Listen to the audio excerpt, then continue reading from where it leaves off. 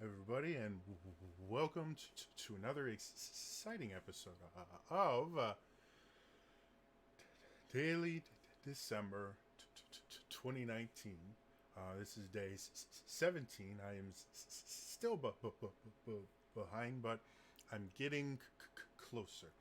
And I'm also dying of thirst.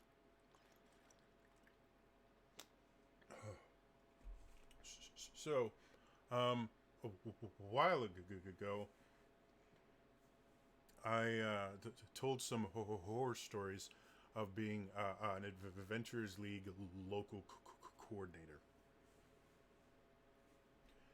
And I mentioned in that there were some weird things I had to do. Like, I had to answer all of these questionnaires over and over and over again, and they didn't. Well, my RC specifically didn't like my answers because it pointed to him being really bad at what he did, which he was.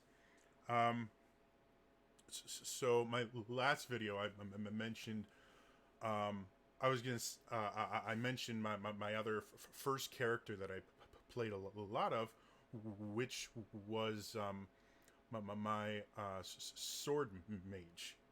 Um, and so I went through my computer trying to find his character sheet, because I did save his character sheet. I used to use the old uh, D&D Insider character builder, which was amazing. By the way, I spent hours just building random characters in there. Like I filled up. I think they gave you like 20 slots for characters. I filled that thing up so many times. Um, but the characters I liked, I actually went and I saved all of them, and I wanted to uh, I wanted to see if I still had them. Well, I do somewhere. It's not on this hard drive. Um, I've switched computers. I think twice since then, and I'm just going to assume on one of the other um, hard drives. They're saved, and I just forgot to transfer them over. Um, I still have the hard drive from my old computer, um, and the hard drive from the computer before that. They're actually both mounted in my old CPU, but not connected to anything because when I transferred everything over, I just never connected the old stuff back up. Um, so I bet you if I tried to look for them, I could have eventually find them someday. Um, but digging that all out and searching through terabytes of files just isn't something I want to do right now. But I did search through my computer and some of my old files, and boy, did I find a doozy. I actually found one of the surveys I had to answer when I was a local coordinator. I think this was the last survey I filled out before I got fired. Um, and you'll see why in a second. Reading it over, I understand why he fired me. I was right in all of this, but it comes off slightly condescending. Anyway, I thought you guys might get a kick out of hearing this. So I have the survey. I saved it because I knew I was going to be getting fired soon. Because again, my regional coordinator did this all the time. Constantly, he would fire people for any reason he wanted.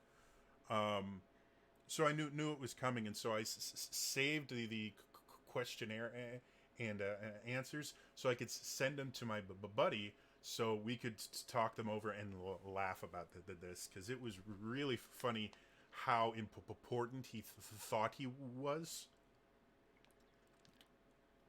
when in all actuality he wasn't. So I thought you guys might like this. Like I said, I have burned these bridges totally. Like I bombed the rivers that they were in. There is no chance of these bridges ever being rebuilt. So I have no problem sharing this with you. But here is the questionnaire. So it's started off, what region are you in? They broke up the U.S. and everywhere else they had local coordinators, because this was worldwide, into different regions. My region was U.S. Great Lakes, which included Wisconsin, I believe Michigan, Illinois, and it might have included parts of Indiana. I can't remember if that was in another part. But it at least included those three states. So that was the region. My regional coordinator had to organize all the local coordinators in three states. He was not up to the job. The next question. How would you describe what it is the local coordinator position is, if you had to describe it to others who are interested in the local coordinator position? Already poorly worded. This was created by my regional coordinator. It was a Google Doc that I just copied into Word. My response was, you're basically the go-to guy for AL questions and general D&D 5e knowledge in your area. You're expected to contact all the stores in your region at least once a month. There's some hardcore, or that's some hard facts. So every store in your region at least once a month, either in person or through email, phone, and you're expected to attend all local conventions and are encouraged to attend at least one of the big three, which the big three were Gen Con, Midwinter Fantasy, and one more I can't remember. And I said, I recommend Gen Con if you can, because it's amazing. You're also be required to check in with your regional coordinator at least once a month. However, they decide at least once a month. However, they decide they want you to do that. So that was the basics of the job. You had to attend all local conventions, which in Wisconsin was a nightmare. Like I said, we have like a dozen every year here. What is the number one question you have about your response? The next question. What is the number one question you have about your responsibilities as an LC? This is where, let's just say, it starts going downhill. Why are there so many rules and regulations for a volunteer position? Yep. This is how it goes. What, next question, what do you need to do your job better? My answer, better leadership from the RCs. Right now, I've seen a lot of public chastising of LCs and arguments that generally end with the RCs arbitrarily deciding the discussion is over because they say so. A leader should motivate their followers by giving them an example of what to do through their actions, not through public humiliation and declarations of authority. It's one of the reasons why the turnover rate is so high.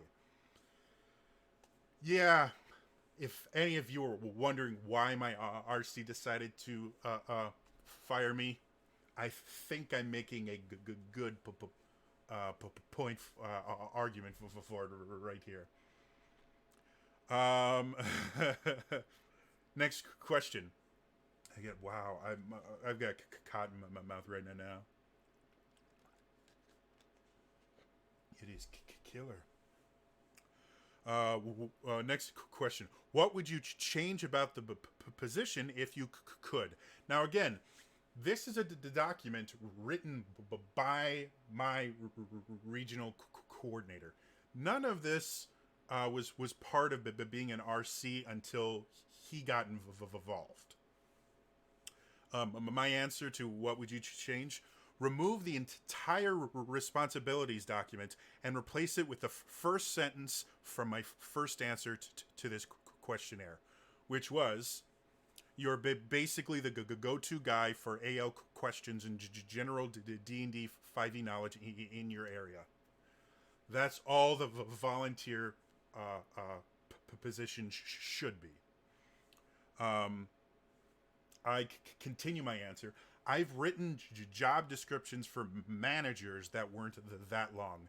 A volunteer position simply shouldn't have that many rules and regulations. These people are working for free. They shouldn't have to deal with the same bureaucratic nonsense they're forced to deal with on a regular basis where they get paid! Exclamation point. At this point, now I'm mention it later in the document. This is my third one of these I've had to fill out since becoming a local coordinator. On average, I think we were averaging like one a month, one every other month, and I might have missed. I think I missed the first one or two. So it was the same damn thing each time, and it was pointless. Next question. What do you like most about being an LC? My answer was the camaraderie, which I spelled incorrectly. The camaraderie between other LCs. We have a strong passion for D&D and want to see it grow. This was before Critical Role became the monster success it was, and 5e was popular, but still not that popular. The LCs were supposed to make it more popular. We failed miserably, mostly because of the RCs, but I digress. Next question. What do you like the least about being an LC? I wonder how bad this answer is. My answer was the red tape and power trips. I ran sales for a $15 million store and put in about 45 hours a week to do it. I had one sales call a week that lasted maybe 45 minutes, and half the time I didn't have to be on it. In the past month, we've had 2 regional calls and a whole AL Adventures League call that last between 1 to 2 hours each, in addition to this being the 3rd survey I've been asked to participate in.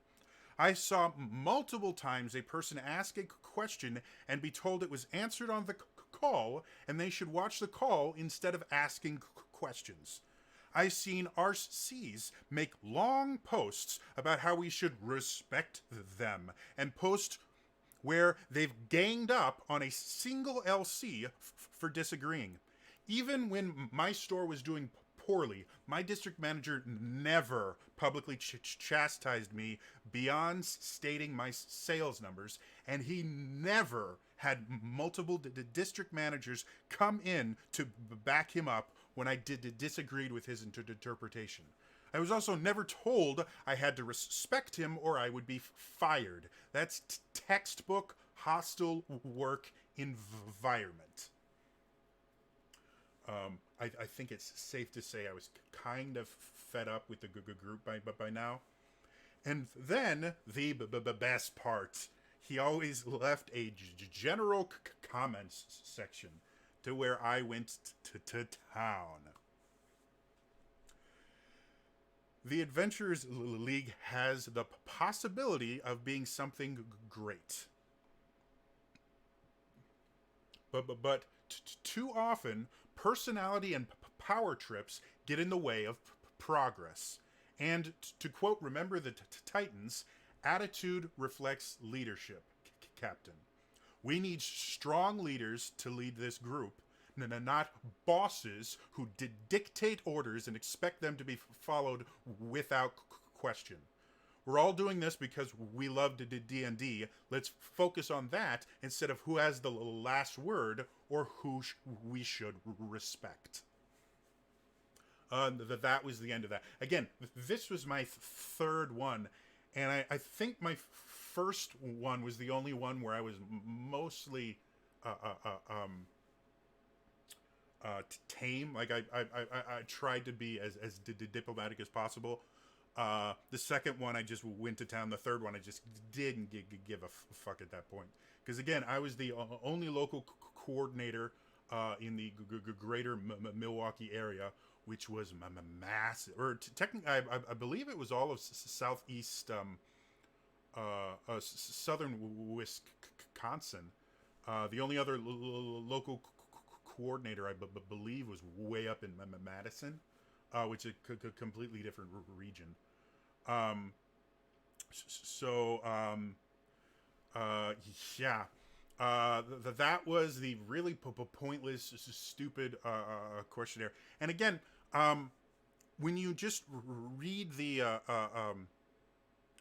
questions and everything, it actually doesn't sound that bad until you understand. Like, this is something I would expect as maybe like an exit interview type thing. Or maybe like a once a year or once a quarter type thing that the heads of the organization would use to kind of gauge what's happening.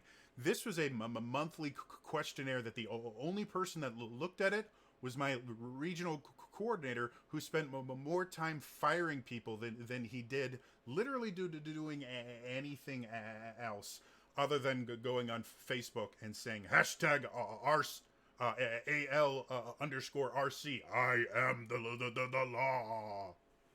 It was stupid. The real reason he made this was to hear people praise him and to yell at people for wrong thought. So yeah, no, he was just a massive dickwad. I have no idea what he's doing anymore. I don't even know what his day job is anymore. But yeah, I believe he's not a regional coordinator anymore, because he got them all fired for doing stupid shit like this. But he I believe he still goes to some conventions. Since this is less than 20 minutes, I might as well to tell you one of the things he tried to do after he fired me. Again, I mentioned I used to help run a convention, and one of the things that the convention had done, again, way back at the beginning of the Adventures League, there were these things called the factions. There were 5 factions in Faerun, and if you built an Adventures League character, you were strongly encouraged to join one of the factions. Around season 7, I think, 6 or 7, maybe 8. They changed it to where if you wanted to be a part of a faction, you actually had to choose a background that made you a faction agent. So the factions were this big deal, because you would gain rank in them, and in later seasons you got special items. If you got access to special items and special quests in adventures, if you were part of certain factions. So they were a really big deal, and they pushed them really hard. And then, like I said, they just went, yeah, we're gonna scrap the whole faction thing. And anyone like Aether was, I think, there were five ranks you could have, and if you got to the fifth rank, you were a leader of a faction. And I don't believe they ever gave enough points for you to get there. I was, I think, ranked 3, which at that point I think was the highest rank you could currently get. So I'd been playing for, I think, 2 or 3 years. My character was a rank 3 member of the faction, which gave me access to all this really cool stuff, and they took all of it away and pissed me off. Anyway, I digress. Each faction had a symbol, and like what we had done at the convention is we had actually taken all the factions and made a banner for each one, and we would hang these banners every year in our D&D hall, so people would know where to go and play D&D, and they were cool. It was just this little extra bit of customization that we could add to make, you know, the hall we played in just a little cooler. Well, we'd been doing it for since I'd begun. I think this was my third year doing it. I think it was my last year doing it. What happened was we'd had these banners up every year, and we actually invited people from Wizards of the Coast to our convention every year. I don't think we ever got anyone from Wizards of the Coast themselves, but we got regional, or we got admins from the D&D Adventure League every year, I believe. We even had the head of the Adventure League here one year, who was a great guy. He's one of the people I miss the most, because he and I were both huge Dark Sun fans. Yeah, no, he was super cool. He doesn't work for the Adventures League anymore. I think he quit before they became a part of Wizards, if I remember correctly.